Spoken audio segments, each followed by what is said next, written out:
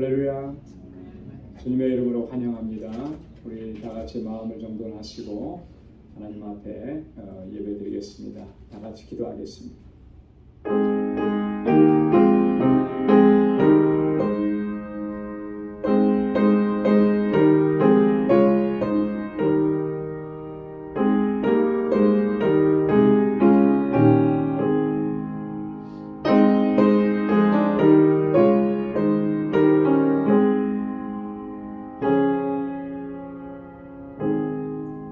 하나님이여, 나를 긍휼히 여기시고 나를 긍휼히 여기소서.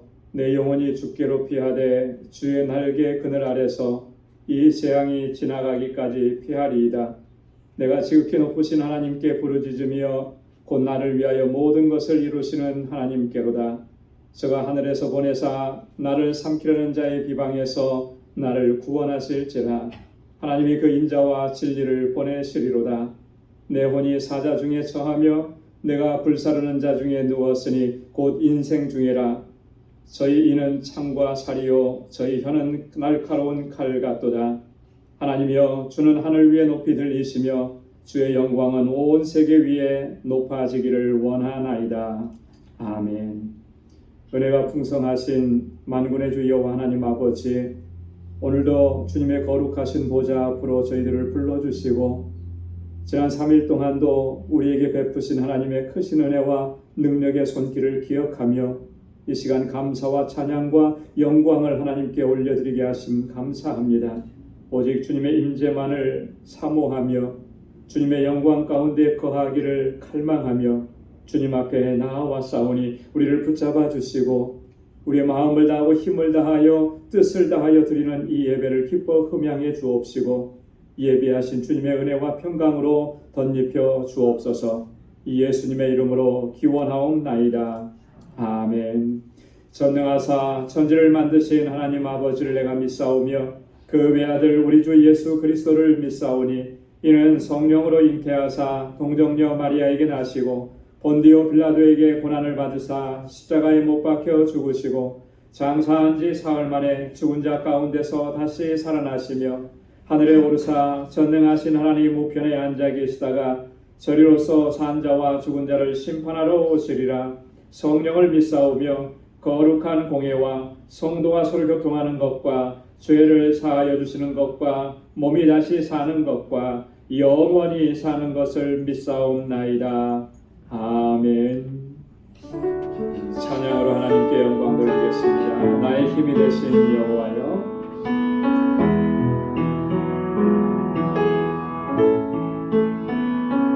나의 힘이 되신 여호와여, 내가 주님을 사랑합니다. 주는 나의 반석이시며 나의 요새시라. 주는 나를 건지시고 나의 주 나의 하나님 나의 피할 바위시요 나의 방패시라. 나의 하나님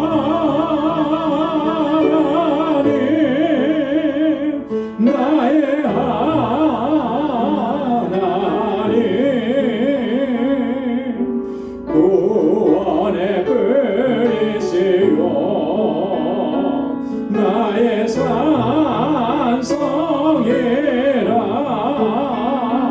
나의 하나님 나의 하나님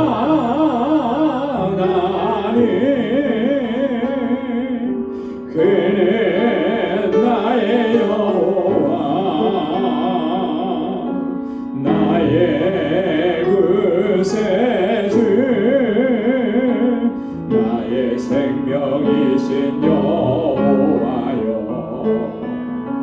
내가 주님을 찬양합니다. 주는 나의 사랑이시며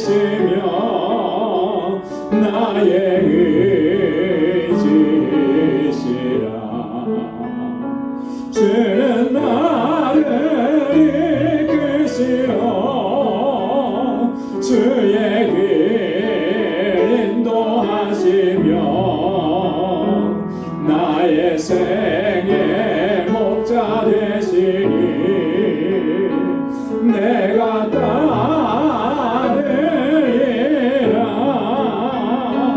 나의 하나님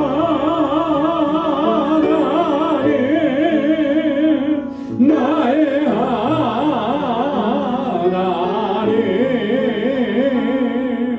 생명의 멸류관으로 내게 세우소서.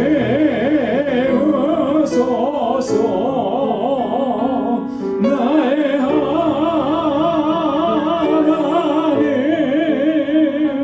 나의 하나님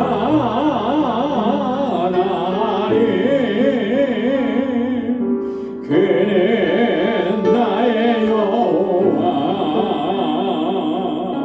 나의 구세주 나의 하나님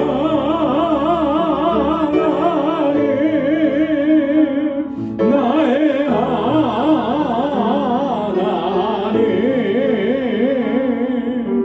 그는 나의 여호와 나의 구세주. 아멘. 힘차게 박수하면서 찬양하겠습니다.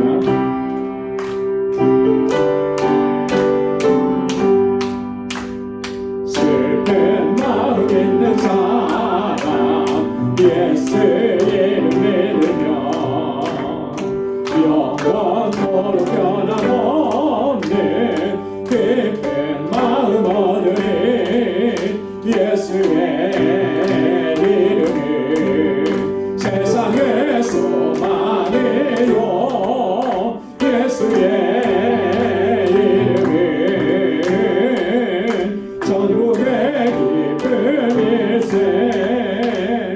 거룩하신 그의 이름 너의 함께 삼아라. 환난 시험 당할 때에 주께 기도드려라.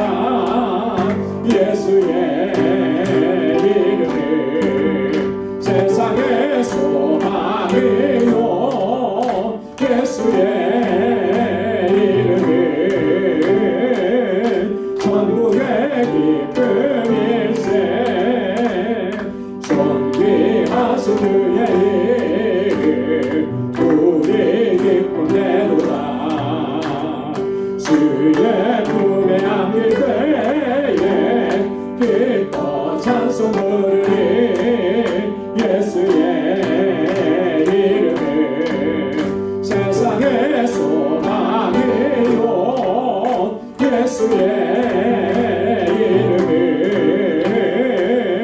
전국의 기쁨일세. 우리 갈 길 나간 후에 보좌 앞에 나가 왕께 경배하며 멸류관을 드리니. 예수의 이름은 세상의 소망이요 예수의 이름은 전국의 기쁨일세. 우리 갈 길 나간 후에 보좌 앞에 나가 왕께 경배하며 멸류관을 드리니. 예수의 이름은 세상의 소망이요 예수의 이름은 전국의 기쁨일세. 아멘. 주 안에 있는 나에게 딴 근심이 있으랴. 주 안에 있는 나에게 난 근심이 있으랴. 십자가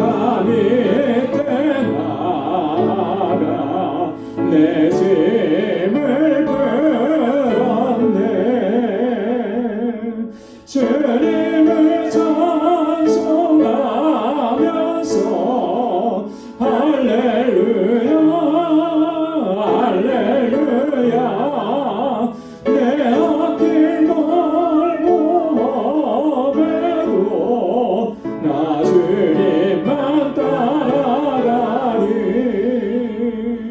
그 두려움이 변하여 내 기도 되었고 전날의 한숨 변하여 내 노래 되었네 주님을 찬송하면서 할렐루야 할렐루야 내 앞길 멀고 험해도 나 주님만 따라가리 내 주는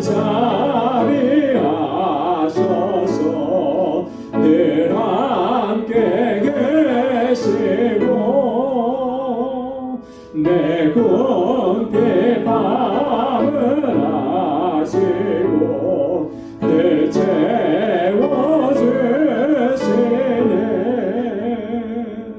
주님을 찬송하면서 할렐루야 할렐루야 내 앞길 멀고 험해도 나 주님만 따라가리 내 주와 맺은 언약을 영불 연하시니 그 나라 가기까지는 늘 보호하시네 주님을 찬송하면서 할렐루야 할렐루야 내 앞길 멀고 험해도 나 주님만 따라가리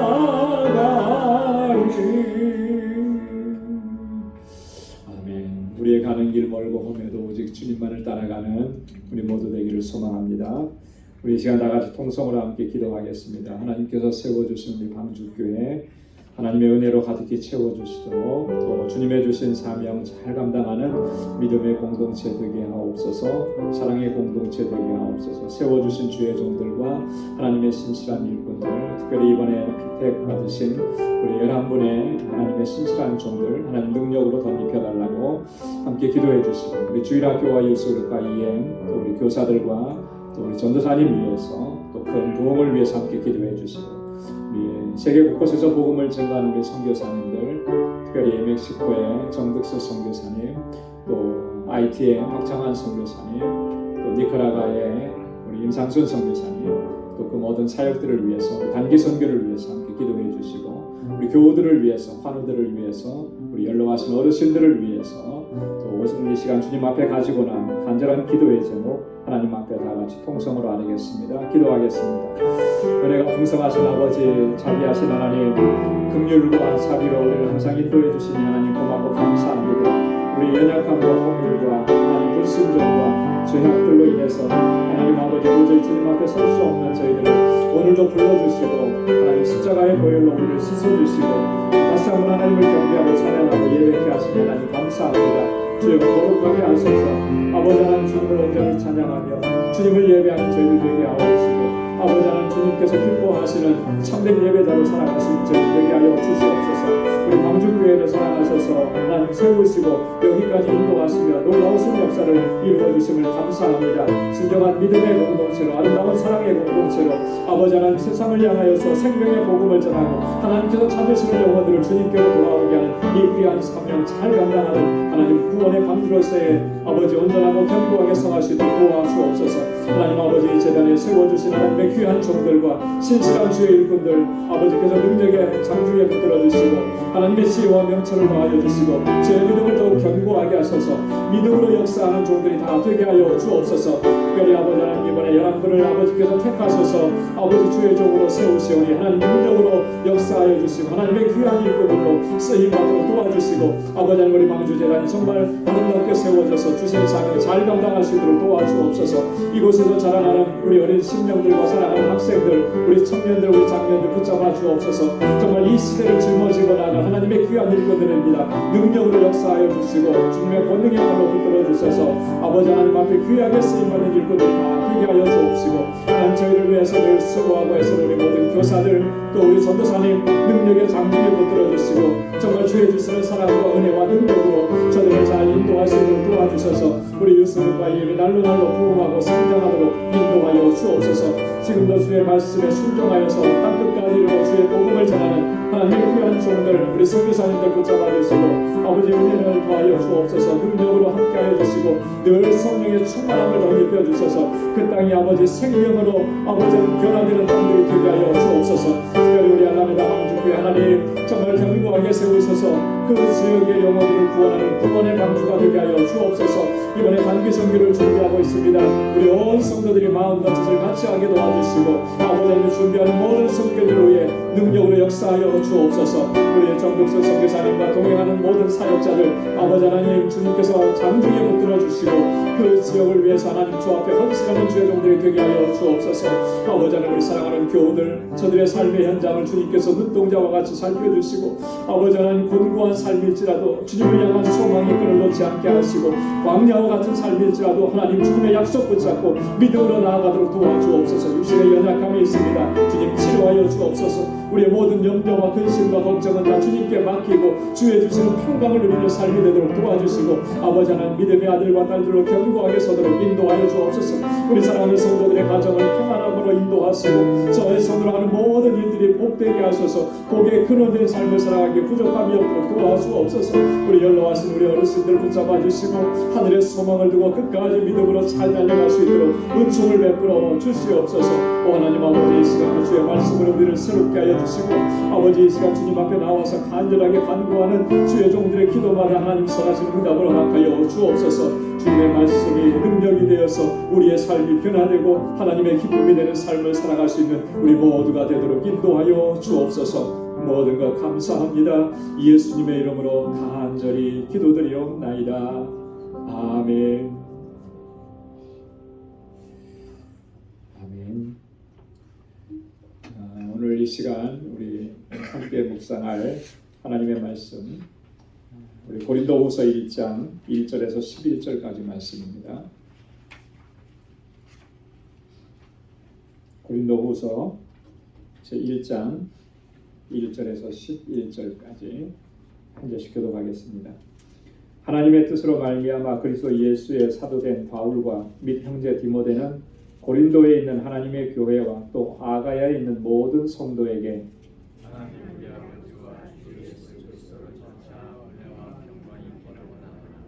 찬송하리로다. 그는 우리 주 예수 그리스도의 하나님이시요 자비의 아버지시요 모든 위로의 하나님이시며 우리의 모든 환난 중에서 우리를 위로하사 우리로 하여금 하나님께 얻는 위로로서 모든 환난 중에 있는 자들을 위로하게 하시옵소서. 그리스도의 고난이 우리에게 넘친 것 같이 우리의 위로도 그리스도로 말미암아 넘치는도다.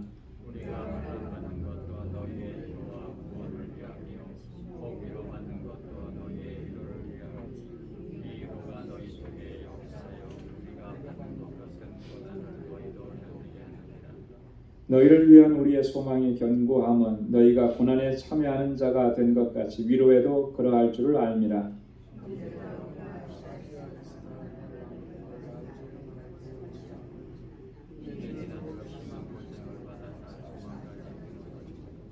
우리 마음에 사형 선고를 받은 줄 알았으니 이는 우리로 자기를 의지하지 말고 오직 죽은 자를 다시 살리시는 하나님만 의뢰하게 하심이라.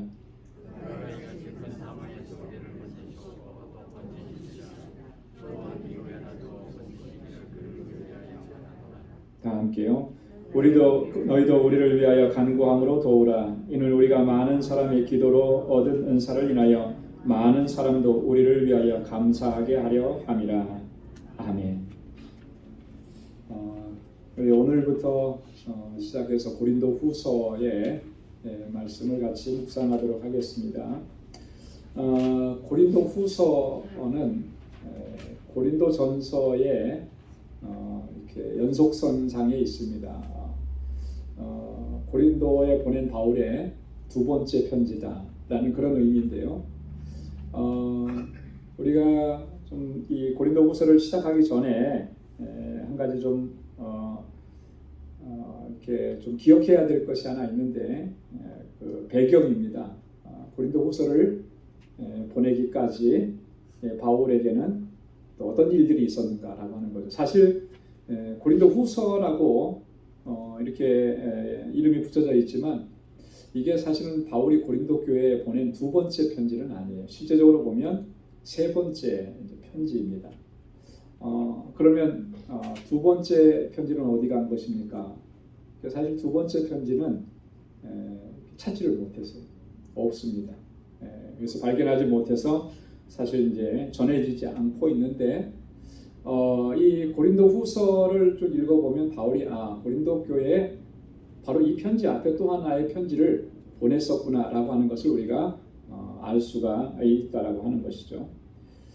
고린도 전서는 바울이 고린도 교회에 보낸 첫 번째 편지인데 여기서 바울이 여러 가지로 권고를 했죠. 많은 교훈을 줬습니다. 그걸 우리가 지난주까지 이제 살펴봤는데요. 고린도 교회가 문제가 상당히 많았기 때문에 이제 그렇게 한 것이에요. 자, 그런데 여러분 이 첫 번째 보낸 편지가 효과가 있었을까요? 없었을까요? 아마 효과가 있었으면 두 번째 편지, 세 번째 편지를 보낼 이유가 없었겠죠. 그런데 고린도 교회 성도들이 얼마나 강팍해져 있냐면 바울이 그렇게 정말 진심 어리게 편지를 써서 권고했는데 그 바울의 권고를 따르지를 않았던 거예요. 그래서 바울은요, 우리 고린도전서 16장에서 우리가 잠시 살펴봤지만 바울이 고린도를 방문하려고 계획을 했잖아요. 결국은 바울이 이제 고린도를 방문을 하게 됩니다. 방문을 하게 돼서 거기서 직접적으로 이제 권고를 하게 돼요. 그리고 나서 돌아와서 편지를 써요. 다시 한번 보냅니다.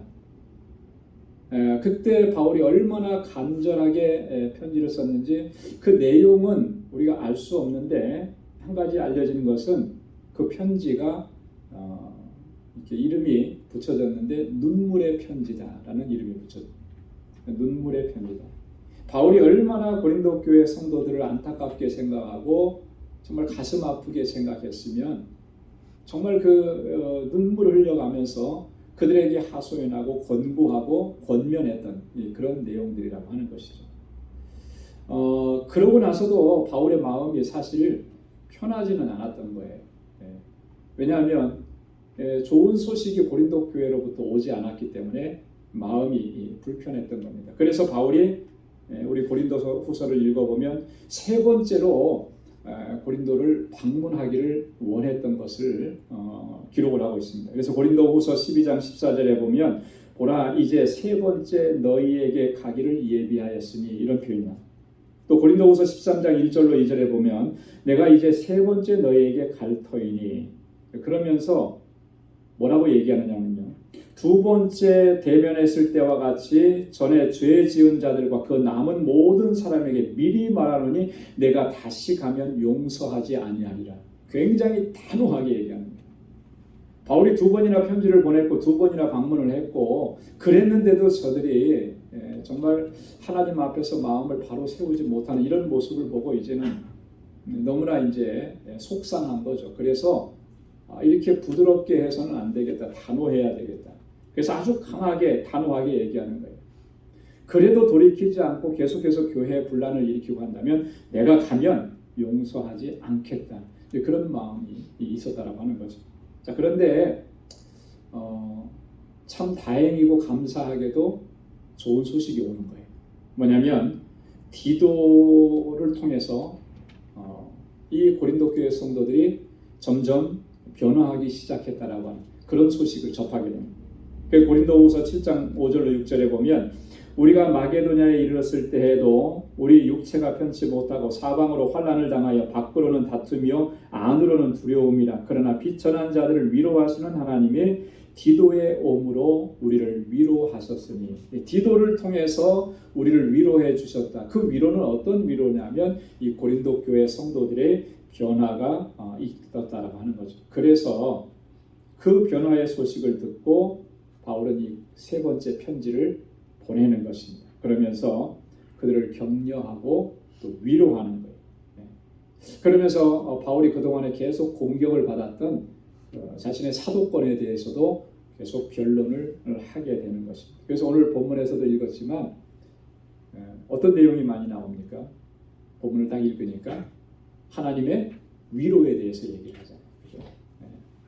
많은 고난과 또 어려움과 또 이 교회 안에서 그런 어떤 분쟁과 이런 것으로 인해서 정말 신앙생활하는 것이 너무 힘들고 어렵지만 그럼에도 그걸 잘 이겨내고 믿음으로 견고하게 서면 하나님께서 너희를 위로하시고 소망을 주실 것이다. 그 하나님의 위로와 소망을 전하는 것이 그게 오늘 고린도 후서의 시작이라고 하는 것입니다. 오늘은 1절부터 11절까지 말씀을 읽었는데요.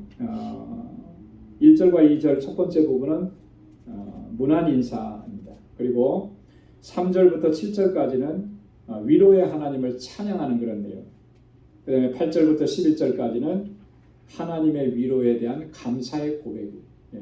하나님께서 자신에게 어떻게 위로하셨는지, 복음을 증거하면서 얼마나 많은 고난과 환난이 있었고 고통이 있었는데 그 모든 고난과 환난과 고통이 하나님의 특별한 섭리와 뜻이 있었더라는 거죠.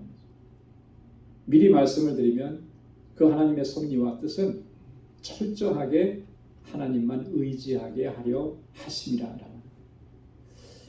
바울이 그 고난 중에서 하나님의 위로를 경험하면서 그가 깨달은 것이 그거예요. 이런 고난 중에 더욱더 하나님 의지하게 하시고 철저하게 하나님 의지하게 하시고 그래서 하나님이 주시는 그 위로를 경험하게 하시고 그런 하나님의 뜻이 있었다라고 그 고백을 하면서 하나님 앞에 감사하는 내용이 이제 마지막에 되어 있습니다. 자, 1절과 2절을 보면 이 문안 인사인데요. 먼저 발신자 수신인을 밝히고 있습니다. 1절에서 보내는 사람은 누구와 누구로 되어 있죠? 바울과 형제된 디모데로 되어 있습니다. 여러분 바울 서신서를 쭉 읽어보면 항상 그 서두에는 이런 내용들이 등장을 합니다. 문안 인사하면서 보내는 사람이 누구인지 또 받는 대상이 누구인지를 분명하게 밝힙니다. 그리고 이어서 또 하나 나오는 게 있는데 바울 편지에 특징이 하나 있어요. 그건 뭐냐면 은혜와 평강, 하나님의 은혜와 평강을 기원하는 그런 내용이라고 하는 거죠. 수신인 받는 사람은 누구예요? 고린도에 있는 하나님의 교회라 그랬습니다. 첫 번째 수신 대상은 고린도에 있는 하나님의 교회, 이제 고린도 교회 성도들에게 보내는 거죠. 자, 그런데 그 뒤에 보면 아가야에 있는 모든 성도들에게 드리겠습니다. 아가야. 여러분 아가야라고 하는 지역이 그 사도행전 또 바울 서신서에 이렇게 종종 등장하는데요. 이 아가야라고 하는 곳이 어느 지역이냐면 지금으로 말하면 그리스 남부 지역이에요. 이 고린도가 속해 있는 그보다 넓은 지역, 거기를 이제 아가야 지역이라고. 고린도는 그 아가야 지방의 수도 역할을 했던 그런 곳입니다. 그리고 이 아가야 지방에 있었던 또 다른 작은 도시가 어떤 데가 있냐면 우리에게 익숙한 도시 아덴이라고 합니다. 지금의 아테네죠. 아테네. 그리고 겐그리아라고 하는 도시가 있어요. 겐그리아는 바울이 선교 여행하는 도중에 하나님 앞에 서원한 것이 있어서 머리를 깎았던 그런 장소가 겐그리아예요. 이런 지역이 이제 포함되어 있는 지금으로 말하면 그리스 남부 지역, 이 지역이 이제 아가야 지역. 이 지역에 흩어져 있는 하나님의 백성들, 성도들에게 이 편지를 전하는 거예요. 그러니까 고린도 교회에서 읽어졌던 이 편지는 그들에게까지도 전해져서 바울이 어떤 것으로 우리를 교훈하고 권면하고 있는지를 함께 공유할 수 있도록 회람할 수 있도록 그렇게 바울이 편지를 보냈다라고 하는 것을 알 수 있죠. 2절에 보면 바울이 하나님 우리 아버지와 주 예수 그리스도로조차 은혜와 평강이 있기를 원하노라. 이제 바울은 항상 은혜와 평강을 기원을 했습니다. 그 은혜와 평강을 기원하는 게 참 얼마나 귀한 것인지 몰라요. 은혜라고 하는 것은 우리 헬라어로 말하면 카리스라 그러거든요. 카리스. 은혜는 여기서 말하는 은혜는 뭐냐면 하나님께서 거저 주시는 선물인데 어떤 선물을 얘기하는 것이겠습니까? 구원의 은혜를 얘기하는 거죠.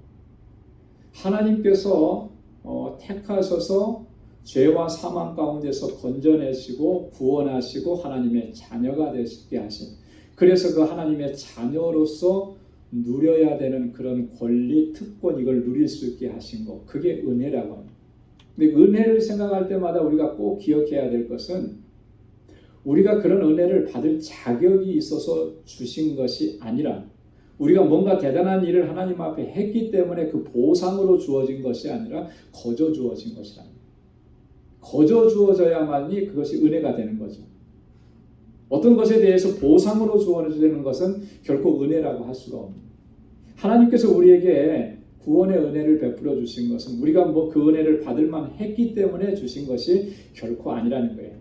우리가 그걸 꼭 기억해야 하는 것입니다. 그래서 오늘 이 자리에 서서 이렇게 하나님을 찬양하고 예배할 수 있는 거, 내게는 아무런 자격이 없는데, 아무런 조건이 없는데, 오히려 조건으로 따지면 하나님의 심판을 받을 수밖에 없는데, 그런 나를 하나님께서 용서해 주시고 긍휼을 베풀어 주시고, 오늘 본문에서 바울이 계속 강조하는 것처럼 나에게 자비를 베풀어 주시고, 그래서 하나님의 자녀가 되게 하신, 그게 이제 하나님의 은혜라고 합니다.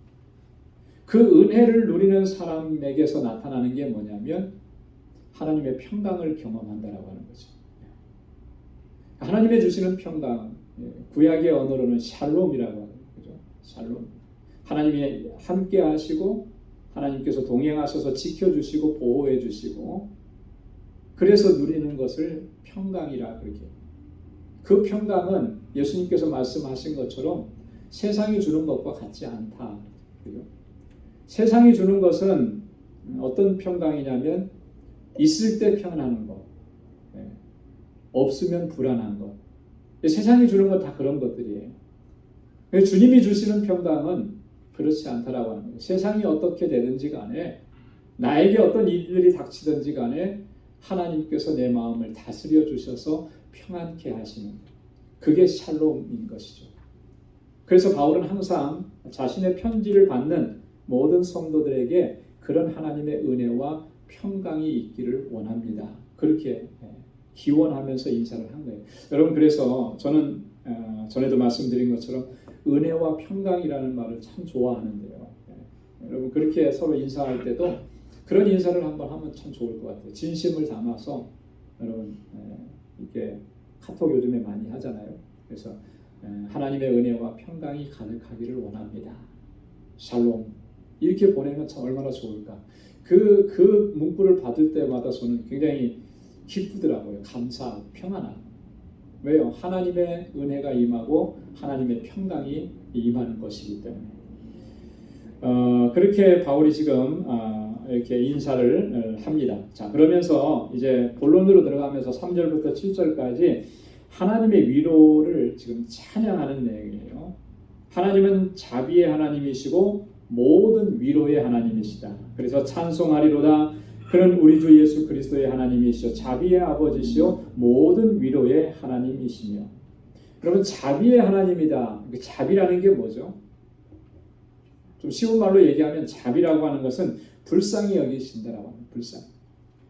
긍휼을 베풀어 주신다라고 하는 그런 의미입니다. 하나님은 우리에게 항상 그렇게 자비로운 분이시죠.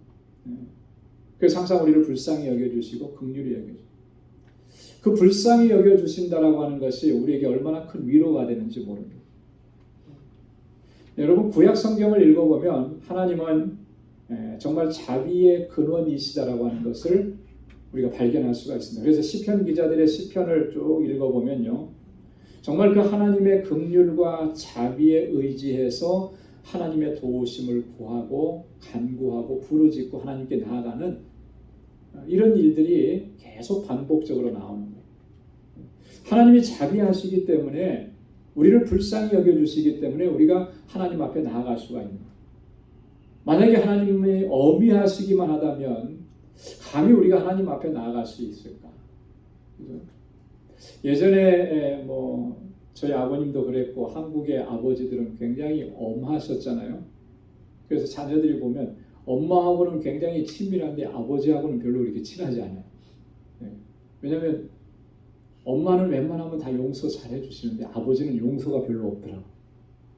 그래서 아버지는 항상 참 무서운, 그죠? 가까이 하기에는 너무 먼 그런 존재같이 여겨져서 아버지에게는 가까이. 그래서 아버지와 아들이 이렇게 같이 있으면 거의 대화가 없다고. 그런데 우리의 아버지 되시는 하나님은 결코 그런 분이 아니시라는 거죠. 아버지는, 하나님은 자비하신 분이라고. 그래서 시인들이 항상 그렇게 하나님 앞에 간구한 거예요. 자, 시편 86편 15절 16절 우리 같이 한번 읽어보겠습니다.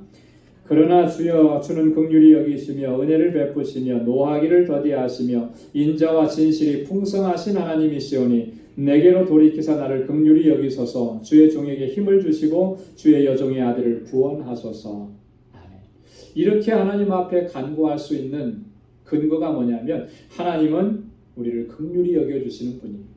하나님은 우리에게 은혜를 베풀어 주시는 분이고 노하기도 더디하시는 거예요. 여러분, 노하기 더디하신다는 건 뭐예요? 참아주신다는 거잖아요. 기다려주신다라고 하는 거지 않습니까? 내가 잘못했습니다, 하나님 용서해 주십시오, 그렇게 하기까지, 그렇게 하나님 앞에 나오기까지 하나님 기다려주신다라고 하는 거예요. 그런 하나님이시다라고. 자비의 아버지시고 위로의 하나님이다 그랬죠. 위로의 하나님. 위로한다라고 하는 말은요, 헬라어로 파라클레시스라고 합니다. 파라클레시스. 여러분, 어디서 많이 들어본 단어하고 비슷하지 않아요? 파라클레시스. 파라클레토스하고 좀 비슷하죠? 같은 어원을 가진 거예요. 파라클레토스는 보혜사 성령님을 가리킵니다. 그죠? 그래서 파라클레토스는 뭐라고 그랬습니까? 곁에서 돕는 자, 우리를 도와주시는 분, 보혜사라고 하는 거예요. 같은 어원이에요. 위로도 파라클레시스. 우리를 환난 중에 우리가 있을 때 우리를 격려하시고 우리에게 용기를 북돋아 주시고 우리를 거기서 건져내셔서 구원하시는 분, 위로의 하나님이라는 거죠. 로마서 15장 13절에 바울이 그렇게 얘기했습니다. 소망의 하나님이 모든 기쁨과 평강을 믿음 안에서 너희에게 충만케 하사 성령의 능력으로 소망이 넘치게 하시기를 원하노라. 위로의 하나님이라는 말은 다른 말로 소망의 하나님이라는 거죠. 그래서 우리로 하여금 하나님 안에서 소망을 갖게 하시는 거예요. 그래서 그 소망이 넘치게 하시기를 원하노라. 바울이 그렇게 간구하고 있습니다. 오늘 본문에 보면 3절부터 7절까지 위로라는 말이 참 많이 등장을 해요. 이렇게 쭉 세어보니까 한 10번 정도 이렇게 등장을 하는 것 같은데, 그만큼 바울이 여기서 자신이 경험하고 체험했던 하나님의 은혜, 그 위로의 은혜를 지금 증거하고 있는 것입니다. 자, 4절에 보면 하나님께서 우리를 그렇게 위로하시는 또 하나의 이유가 있는데, 그건 뭐냐면 우리로 하여금 환난 중에 있는 사람들을 능히 넉넉히 위로하게 하시기 위함이다라고 하는 거예요. 우리가 하나님께로부터 받은 위로로서 다른 사람들을 위로하게 하시는, 여러분 참 놀랍지 않습니까? 우리가 어떤 일들을 만났을 때 고통이고 고난이고 환난이고 그것 때문에 정말 내가 죽을 것 같았는데 하나님께서 우리를 만져주시고 위로하시는 거예요. 우리를 회복시켜 주시는 거예요. 그러면서 우리를 어떻게 사용하신다라고 하냐면, 그렇게 고난 중에 있는 사람, 환난 중에 있는 사람들을 위로하게 하십니다. 그렇기 때문에 우리가요, 정말 이 고난과 역경 가운데 있었을 때 그것 때문에 좌절하고 절망할 것이 아니라 그 속에서 역사하시는 하나님의 위로하심, 그리고 그 위로로서 다른 사람을 위로할 수 있게 하신다라고 하는 이런 하나님의 놀라우신 섭리를 기억하면서 또 우리가 힘을 얻고 또 위로의 하나님을 의지하면서 일어서야 할 줄로 믿습니다. 사도행전 20장 12절에 보면 이런 말씀이 있습니다. 사람들이 살아난 아이를 데리고 와서 위로를 적지 않게 받았더라. 이게 무슨 말이냐면요. 바울이 이 드로아라고 하는 지역에서 복음을 증거합니다. 사람들이 집안에 이렇게 모여서 바울을 통해서 하나님의 말씀을 많이 듣는데 바울이 한번 이렇게 복음을 전하고 설교하고 하나님의 말씀을 전하면 쉬지를 않아요. 그 시간이 없으니까 밤새도록 하나님의 말씀을 전하는데 밤중이 넘어가니까 사람들이 지친 거죠. 그 유두고라고 하는 한 청년이 3층 누각에서 걸터 앉아서 그렇게 듣다가 깜빡 조는 바람에 떨어져서 죽게 된 거예요. 여러분, 이 예배 중에 말씀을 듣는 중에 이런 일이 일어나게 되면 참 난감하죠. 그런데 하나님께서 바울을 통해서 이 청년을 살리신 거예요. 그 살리심으로 인해서 거기에 있는 많은 사람들이 위로를 받았더라라고 하는 그런 내용입니다. 여러분, 한 사람이 이렇게 죽게 되는 이런 일들은 끔찍한 일이지만 하나님께서 그를 다시 살리셔서 그 자리에 있는 모든 사람들이 위로받게 하시는 것, 그게 하나님의 역사라고 하는 거예요. 여러분, 우리 가운데 일어난 일들은 정말 끔찍한 일이고 고통스러운 일이지만 하나님께서 그를 위로하시고 회복시켜 주심으로 인해서 또 다른 사람들을 위로하게 하시는 것, 그게 하나님의 역사인 줄로 믿습니다. 그래서 여러분, 우리가 당한 그런 고난과 환난을 하나님께서 이렇게 사용하신다는 것을 기억하고 우리가 담대하게 일어설 수 있기를 바랍니다. 환난 중에 있는 사람들을 위로하게 하시는 것, 그것이 하나님의 뜻이고 또 우리의 사명이라고 하는 것입니다. 자, 5절에 보면 그리스도의 고난이 우리에게 넘친 것 같이 우리의 위로도 그리스도로 말미암아 넘치는도다. 그렇죠. 우리가 신앙생활하고 믿음 생활하고 하나님의 뜻대로 살려고 하다 보면 참 고난이 많은데 고난이 많은 것으로 끝나지 않는다라고 하는 거예요. 고난이 많아지면 많아질수록 그 가운데 하나님의 위로도 넘쳐나게 되는 거예요. 그리스도로 말미암아 주시는 하나님의 위로. 여러분, 우리 그리스도인들은요, 우리에게 고난이 있는 거 그거 이상한 일이 아닙니다. 우리는 그리스도와 연합한 사람들이기 때문에 그리스도께서 고난을 당하셨던 것처럼 우리도 믿음으로 살려고 하면, 복음을 전하는 일을 하려고 하면 고난은 필연적으로 따라오게 되어 있는 거예요. 만약에 우리가 신앙생활하면서 물론 마음속으로 그런 기대는 할 수 있죠. 고난이 없었으면 좋겠다. 그런데 결코 우리가 신앙생활하면서 그런 신앙생활은, 신앙의 여정은 거의 없는 것 같아요. 지금까지 내게는 아무런 고난이 없었다. 그러면 장차 고난이 올 겁니다. 여러분들에게 겁주려고 하는 게 아니고 그게 원리예요, 원칙이. 왜요? 우리는 그리스도와 연합한 사람들이기 때문에 그리스도께서 고난 당하셨던 것처럼 우리가 온전하게 신실하게 믿음으로 살려고 하면 고난은 필연적이라는 거예요.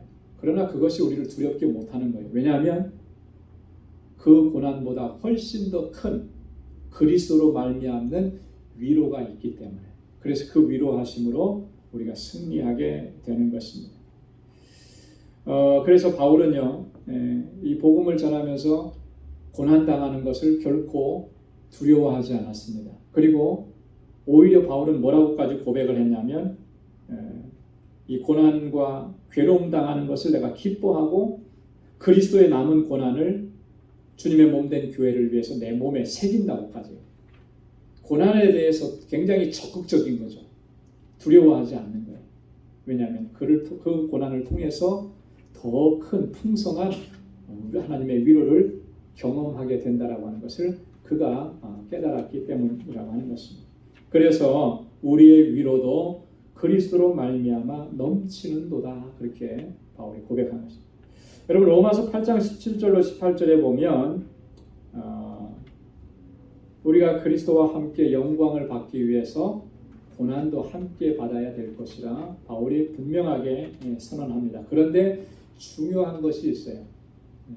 중요한 게 뭐냐면 우리가 지금 받는 고난은 장차 우리가 누리게 될 영광과는 비교할 수도 없다라고 하는 거예요. 고난이 큰 것 같지만 그러나 그 고난 이후에 하나님께서 주시는 영광, 하나님께서 주시는 위로는 그 고난하고는 비교할 수도 없는 거예요. 그래서 우리가 그 하나님의 영광을 바라보면, 그죠? 우리를 위로하신다고 하신 그 하나님의 약속을 우리가 의지하면 넉넉히 그 고난도 이겨낼 수가 있게 된다라고 하는 것입니다.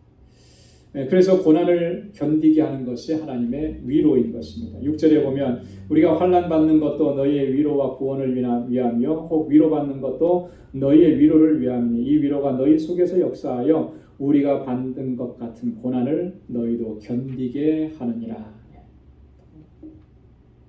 우리가 받는 이 고난을 넉넉히 견디고 이겨낼 수 있게 하시는 것, 하나님의 위로가 있기 때문이다 라고 하는 것입니다. 7절에 보면 또 바울이 너희를 위한 우리의 소망이 견고하면 너희가 고난에 참여하는 자가 된 것 같이 위로에도 그러할 줄을 알미라. 바울이 여기서 이런 소망이 있다라고 하는 거죠. 지금 고난에 참여했지만 그러나 장차 위로에도 참여하게 될 것이다라고 하는 것을 내가 소망한다. 이 소망은 견고하다. 흔들리지 않는다라고 하는 거예요. 헬라어로 소망은 엘피스라고 합니다. 우리 뉴욕 교계에 보니까 어떤 제가 잘 아는 목사님이신데 그분이 선교의 이름을 엘피스 선교회라 이렇게 붙이셨더라고요. 소망이라는 소망 선교회다. 우리말로 번역하면 그런 건데요. 이 소망이 있어요. 이 소망이. 고난 중에도 위로하시는 하나님의 그 위로의 손길로 인해서 넉넉히 이겨낼 수 있게 된다라고 하는 이 소망이 있다라고 하는. 바울은 지금 고린도 교회 성도들이 많은 문제로 인해서 참 어려움을 겪고 있고 힘든 그런 상황이지만 그런 상황들에서 벗어나서 이제 견고한 믿음 안에 서게 될 것이다 라고 하는 이런 소망을 가지고 있어요. 그래서 소망이라고 하는 말은요, 다른 말로 얘기하면 믿음이다, 확신이다 이렇게 얘기할 수가 있습니다. 여러분, 이 소망이 주님께로부터 오는 것입니다. 그리고 이 소망이 우리로 하여금 견고하게 서게 하는 것입니다. 그래서 고난 중에도 우리가 넘어지지 않고 좌절하지 않고 우리를 다시 일으켜 세워주시는 하나님의 위로로서 견고하게 설 수 있는 우리 모두가 될 수 있기를 주님의 이름으로 축원합니다. 자, 그 다음에 우리 세 번째 단락에는요, 하나님의 위로에 대한 바울의 감사의 고백입니다. 8절부터 11절까지. 자, 먼저 8절부터 9절까지 보면 우리가 아시아에서 당한 환난을 너희가 알지 못하기를 원치 아니하노니 그랬어요. 바울이 아시아에서 당한 환난, 바울이 당한 환난은 어떤 환난이겠습니까? 무엇을 하다가 당한 환난이죠? 복음을 전하다가, 그죠? 예수 그리스도를 증거하다가 당한 그런 환난. 자, 이 환난이 어느 정도로 컸는지 힘에 지나도록 심한 고생을 받아 살 소망까지 끊어지고 그랬습니다. 살 소망이 다 끊어질 정도의 고난이고 환난이었다라고 하는 거예요. 힘에 지나도록 그랬잖아요. 내 힘으로는 감당할 수가 없는, 이겨낼 수가 없는 그런 고난이었다. 자, 그러니까 이제는 더 이상 살 소망이 없구나. 살 소망이 없다라고 하는 것은 사형 선고를 받은 것과 같다라는 거예요. 죽음의 위험을 느끼는 그런 환난이고 그런 고난이었다라고 하는 거죠. 고린도후서 1장 23절 또 27절 이 말씀들을 보면 여기에 바울이 고난당한 고린도후서 1장이 아니고요.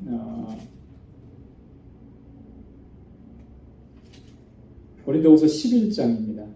11장 거기 23절부터 27절까지에 보면 바울이 이 복음을 증거하면서 자신이 얼마나 많은 고난과 환난을 겪었는지를 아주 자세하게 기록을 해놨어요. 여기 보면 내가 수고를 넘치도록 하고 옥에 갇히기도 더 많이 하고 매도 수없이 맞고 여러 번 죽을 뻔하였으니 유대인들에게 40에 하나 감한 매를 5번이나 맞았으며 3번 태장으로 맞고 1번 돌로 맞고 3번 파선하는데 1주야를 기품에서 지냈으며 여러 번 여행에 강의 위험과 강도의 위험과 동족의 위험과 이방인의 위험과 시내의 위험과 광야의 위험과 바다의 위험과 거짓 형제 중에 위험을 당하고 또 수고하며 애쓰고 여러 번 자지 못하고 줄이고 목마르고 여러 번 굶고 춥고 헐벗었노라. 아마 이것뿐이겠습니까? 요약을 한 거죠. 다 기록할 수 없을 만큼의 그런 고난과 환난을 겪었다. 그러니까 바울이 이런 표현을 한 거예요. 살 소망마저도 끊어졌었다. 자, 그런데 이런 고난을 내게 허락하신 하나님의 특별한 섭리가 있었다라고 하는 걸 깨달았어요. 처음에 말씀드렸던 것처럼 하나님께서 그런 고난을 주신 이유가 있었고 목적이 있었는데 그게 뭐라는 거예요. 오늘 9절 말씀해 보니까 우리로 자기를 의뢰하지 말고 오직 죽은 자를 다시 살리시는 하나님만 의뢰하게 하심이라. 할렐루야. 하나님만 의지하게 하시기 위해서 하나님께서 때때로 이렇게 나를 고난 가운데 살 소망이 없는 그런 상황 가운데로 몰아넣으셨다. 그래서 내가 하나님만 의지하게 되더라는 거죠. 하나님만 바라보고. 여러분, 그래서 우리가 고난을 겪고 환난을 겪었을 때 정말 믿음으로 살아가는 사람은요, 그것 때문에 좌절하고 절망하지 않고 더 하나님을 의지하게 되는 거예요. 하나님 앞에 나오고. 목회하면서 좀 많이 안타까운 부분 중에 하나가 뭐냐면요, 하나님 앞에 나와서 엎드리면 하나님께서 그 문제를 해결해 주시고 일으켜 세워 주실 텐데 그냥 그 일 때문에 고민하고 걱정하고 땅이 꺼져라 한숨 짓고 좌절하고 절망하기만 하는 거예요. 하나님 앞에 나오지 않는 거예요. 그런 모습을 볼 때마다 참 마음이 안타깝죠. 하나님의 사람들을 통해서 하나님께서 역사하신 내용들을 보면 이런 고난과 환난이 있었을 때 더 하나님 의지하게 하시더라고요. 여러분, 바울의 경우를 봐도 바울이 특별한 사람이니까 우리가 그렇게 평가를 해버리면 나에게는 별로 의미가 없는 일이 되고, 바울도 우리와 똑같은 성정을 가진 사람이에요. 그죠? 엘리야도 우리와 똑같은 성정을 가진 사람이라 그랬잖아요. 고난이 있을 때 낙심되는 거, 그거 당연한 거예요. 바울이라고 왜 낙심이 안 됐겠습니까? 왜 절망스럽지 않았겠어요? 그런데 그는 절망에 머물러 있지 아니하고 소망의 하나님께 나아왔다는 거죠. 그걸 고난을 통해서 하나님께서 깨닫게 해 주셨다라고 하는 거예요. 그래서 더욱더 하나님만 의지하게 됩니다. 내 힘을 의지해 봤자 이것을 내가 이겨낼 수 없고 내 지혜로 이것을 극복할 수가 없는 문제들, 그런 것들이 너무나 많은 거예요. 그죠? 바울이 당했던 그런 환난들도요. 40에서 하나 감한 매, 태장. 여러분, 이 정도 맞으면은 사람이 어떻게 되겠습니까? 유대인들은 40대 이상을 때리지 않았다 그래요. 왜냐하면 40대를 때리면 사람이 죽는다고 생각을 한 거죠. 이것도 한 번 그렇게 된 게 아니라 5번씩이나 그런 일을 당해요. 여러분, 그런 상황에 있으면 이거 내가 그 감당해내고 이겨낼 수가 있겠습니까? 그 상황을 모면할 수가 있겠습니까? 없는 거죠. 내가 할 수 있는 일은 아무것도 없어요. 근데 그 일을 하실 수 있는 분이 있는데 하나님이 하시느라고 하는 거죠. 하나님 앞에 나와요. 하나님만 의지해. 여러분, 어떤 어려움이 있습니까? 어떤 고난이 있습니까? 지금 어떤 좀 심각한 문제가 있거나 어떤 정말 내가 감당할 수 없는 이런 일들, 여러분, 이 문제는요, 하나님 앞에 가지고 나와서 엎드려야 되는 거예요. 기도해야 되는 거예요. 주의 능력을 구해야 되는 것입니다. 하나님께 소망이 있고 하나님께 방법이 있고 하나님께서는 그 문제를 해결해 주시려고 이미 답을 가지시고 기다리고 계시는 거죠. 그런데 우리가 나가지 않고 우리가 엎드리지 않고 하나님을 향해서 우리가 두 손을 들지 않나요? 그래서 하나님의 능력을 경험하지 못하는 거예요. 오늘 사도 바울이 오늘 우리에게 전해주는 중요한 교훈 하나가 그거예요. 자기를 의지하지 말고 죽은 자를 다시 살리시는 하나님만 의뢰하게 하려 하십니다. 여러분, 한번 따라서 해보시기 바랍니다. 자기를 의뢰하지 말고 죽은 자를 다시 살리시는 하나님만 의뢰하게 하십니다. 할렐루야. 그래서 시편 27편 1절로 3절에 보면 다윗이 그렇게 고백을 했잖아요. 우리 한번 같이 읽어볼까요? 다 같이요. 여호와는 나의 빛이요 나의 구원이시니 내가 누구를 두려워하리요. 여호와는 내 생명의 능력이시니 내가 누구를 무서워하리요. 나의 대적 나의 원수된 행악자가 내 살을 먹으려고 내게로 왔다가 실족하여 넘어졌도다. 군대가 나를 대적하여 진치일지라도 내 마음이 두렵지 아니하며 전쟁이 일어나 나를 치려할지라도 내가 오히려 안연하리로다. 아멘. 네. 여러분 우리도 다윗과 같이 이렇게 고백할 수 있기를 주님의 이름으로 축원합니다.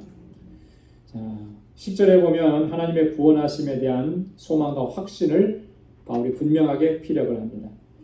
그가 이같이 큰 사망에서 우리를 건지셨고 또 건지시리라. 또한 이후에라도 건지시기를 그를 의지하여 바라노라. 과거에도 건지셨고 과거에 건지신 하나님의 그 놀라우신 역사를 경험했습니다. 그러면 그 경험은 앞으로도 장차 하나님께서 그렇게 하실 것이다라고 하는 믿음과 확신을 갖게 되는 거예요. 그래서 바울이 또 건지시리라 이렇게 얘기합니다. 그리고 건지시기를 바라노라 소망하고 확신하는 것이죠. 마지막으로 11절에 와서 바울이 고린도 교회 성도들에게 중보 기도를 요청합니다. 우리 11절 말씀 한번 같이 읽겠습니다. 너희도 우리를 위하여 간구함으로 도우라. 이는 우리가 많은 사람의 기도로 얻은 은사를 인하여 많은 사람도 우리를 위하여 감사하게 하려 함이라. 너희도 우리를 위하여 간구함으로 우리를 도와달라. 중보 기도를 요청하는 거죠. 우리가 많은 사람의 기도로 얻은 은사가 있다. 바울이 지금까지 사역을 감당해 오면서 이거는 자신의 능력과 자신의 힘으로 이렇게 감당했다라고 단 한 번도 그렇게 생각한 적이 없어요. 자신을 위해서 이렇게 수많은 성도들이 함께 기도해 주었기 때문에 그 기도로 말미암는 은사가 내 삶 속에 이 사역 속에 넘쳐났다라고 고백하는 거예요. 그래서 그렇게 기도해 줬던 많은 사람들이 우리로 말미암아 저들도 감사하게 하려 한다. 여러분 놀랍지 않습니까? 그렇죠? 여러분 누군가를 위해서 중보 기도를 했는데 그 기도가 응답이 됐어요. 그래서 그 기도의 응답을 누군가가 와서 이렇게 기도해줘서 내가 이런 응답을 받았고 이런 어려움을 이겨냈습니다. 이런 사역을 감당할 수 있습니다. 할 수 있었습니다. 라고 간증을 하고 고백하면 같은 감사가 나오는 거죠. 그죠? 중보 기도라고 하는 것은 그런 거예요. 비록 우리가 멀리 떨어져 있고 서로를 모른다고 해도 여러분 중보하면서 기도하는 것은요. 기도하는 본인에게 감사가 넘쳐나게 하는 하나님의 역사와 섭리가 있는 겁니다. 그래서 우리가 중보기도 힘써야 되는 거예요. 나 자신을 위해서 기도하는 것뿐만 아니라 이 땅에 하나님의 나라를 위해서 힘쓰고 애쓰는 다른 사람들을 위해서 또 지금 간절하게 기도가 필요한 하나님의 긍휼과 자비가 필요한 그 사람을 위해서 중보하는 거예요. 하나님은 그 기도를 귀하게 보시고 그 기도에 응답해 주시고 그 응답으로 인해서 모두가 함께 감사하고 기뻐하게 하신 이게 하나님께서 두신 기도의 섭리고 그런 역사라고 하는 것입니다. 우리 광주교회 저와 여러분 모두가 정말 나 자신을 위해서만 기도하는 것이 아니고 복음의 사역을 위해서 힘쓰고 있는 주의 종들을 위해서 선교사님들을 위해서 선교지를 위해서 그리고 우리와 함께하고 있는 우리의 지체들의 그런 형편과 사정들을 우리가 기억하면서 기도도 요청을 해야 되는 것이고요. 또 그리고 그 요청받은 기도를 우리가 함께 같이 간절하게 중보하는 것입니다. 그럴 때 하나님께서 놀라운 역사를 이루시는 것 우리 바울이 경험했던 것처럼 오늘 우리도 경험하게 될 줄로 믿습니다. 오늘 이 말씀을 통해서 하나님의 위로가 우리에게 얼마나 큰 힘이 되고 용기가 되고 우리를 일으켜 서게 하고 또 승리하게 하는지를 다시 한번 기억하고 또 그 위로하심에 감사하고 하나님 앞에 견고하게 서가는 우리 모두가 될 수 있기를 주님의 이름으로 축원합니다. 기도하겠습니다. 하나님 아버지 감사합니다. 오늘도 저희들을 주님 앞에 불러주셔서 하나님을 경배하고 찬양하게 하시고 오늘 하나님의 귀한 말씀으로 또 우리를 위로하시고 우리 안에 소망을 주시니 감사합니다. 사도 바울이 주의 복음을 증거하며 수많은 고난과 환난과 살 소망까지 끊어지는 고통을 겪었지만 하나님 그런 순간에도 위로하시는 하나님의 손길을 경험하고 주님 안에서 새 힘을 얻고 일어서서 담대하게 주님을 증거하는 삶으로 나아갈 수 있도록 역사하셨던 그 하나님의 손길로 오늘 우리를 붙잡아 주시고 우리도 일으켜 세워주시고 주님의 주시는 새 힘과 능력으로 주신 사명 잘 감당할 수 있도록 도와주옵소서. 우리 방주 공동체가 진정한 믿음의 공동체가 되게 하시고 또 서로의 형편과 사정을 돌아보며 사랑하고 섬기는 귀한 공동체가 되게 하시고 무엇보다도 하나님 함께 울며 함께 기도하며 하나님의 뜻을 이루어갈 수 있는 진정한 믿음의 공동체가 되도록 도와주옵소서. 우리 방주 권속들의 삶 속에 늘 함께 동행해 주셔서 믿음으로 승리하는 삶을 살게 하시고 언제나 어디서나 하나님께 영광 돌리는 삶을 살아가는 주의 신실한 백성들이 다 되게 하여 주옵소서. 이제는 우리 주 예수 그리스도의 무한하신 은혜와 하나님 아버지의 크고 놀라우신 사랑과 성령의 위로 교통 충만하심의 역사가 하나님의 주시는 능력으로 하나님께 영광 돌리는 삶을 살아가기로 결단하는 우리 방주의 모든 믿음의 권속들과 또 저들의 가정과 직장, 생업의 터전과 학업 위에 이제로부터 영원까지 함께 하시기를 간절히 축원하옵나이다.